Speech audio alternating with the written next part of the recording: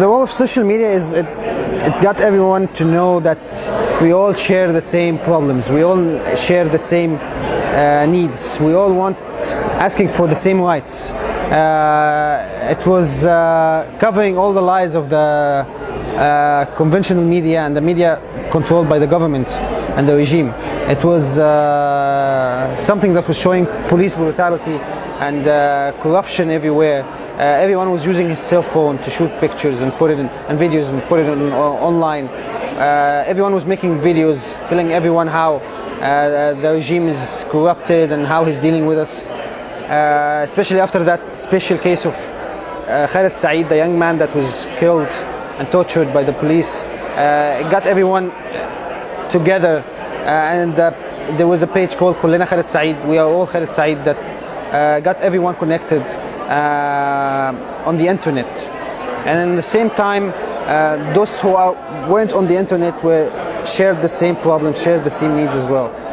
But they just didn't connect to each other. Till the day that the revolution started. The revolution started from the internet, and because of Tunisia, the internet and that same page that had most number of fans in Egypt was telling that we should do like Tunisia and we should have our own revolution, and we'll start on the 25th. And on the 25th, people went out, and other people who didn't have internet access knew about it somehow from the word of mouth, and they all went to the streets, and we had more than 50,000 people in the streets on the first day. It wasn't a big number, but the police were very brutal with us. That's why everyone was so excited and was so angry and wanted to go on the Friday, which we call the Friday of Anger, and that's how it really started. Could you explain in Egypt during the revolution how people managed to get videos published and shared? Was it maybe some strategies, some techniques? Was it difficult? Actually, one of the carriers, the internet carriers, didn't stop, weren't cut, and actually the government didn't know which carrier that's providing all these videos, because lots of activists know that there's one carrier that have internet access yet, and it weren't cut. So they took all the videos and they put it online by that carrier. And at the same time, everyone was shooting a video, was going to the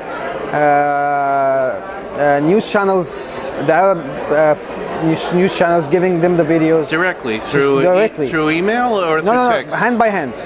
They were going to their offices and giving them the videos.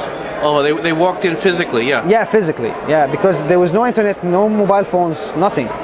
So that happened, and after that, the internet came back after a couple of days. So we started tweeting again, posting videos again.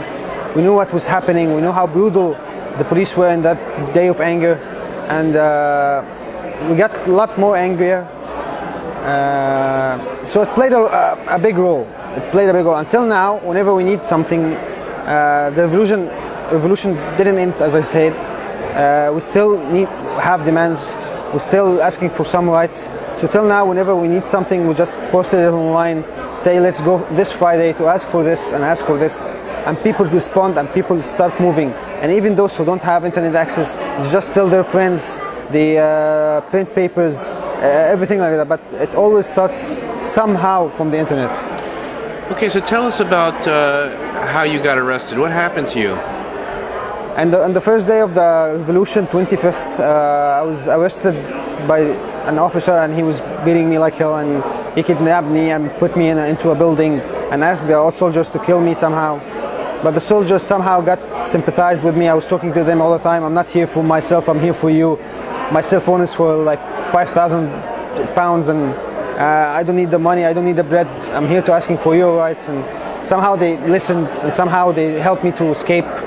And they got me to escape, and I escaped, and I wrote about it, and I put it online, and it was on that. It was posted on that page, Kullina Khaled Saeed. So it was shared by more than 50,000 people that day, and people read it, and a lot of people read it. And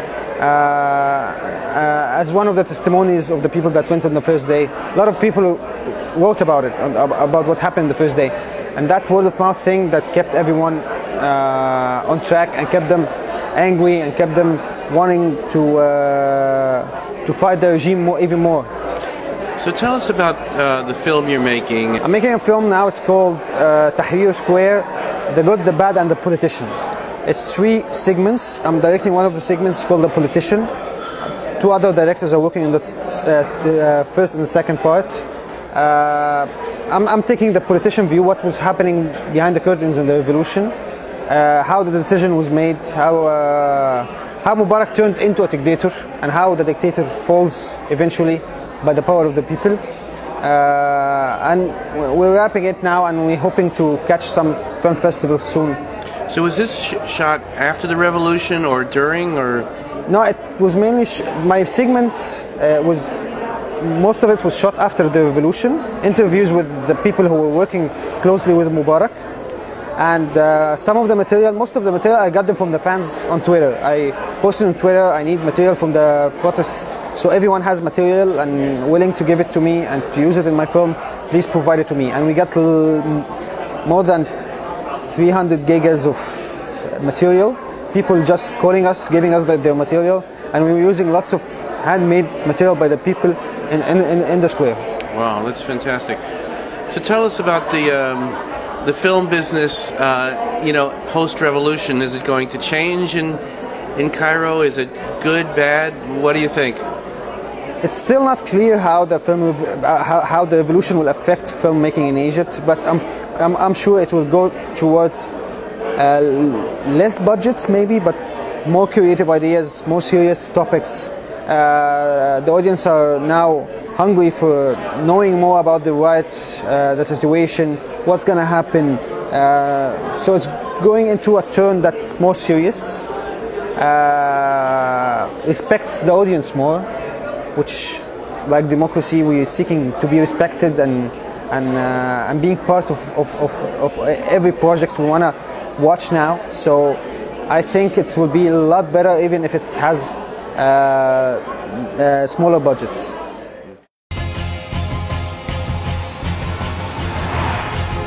بس محدش فينا بيعرف قيمة الوقت بجد إلا لما تفرق الثانية الواحدة في إنك تلحق حد من إنه يموت أو يتقتل.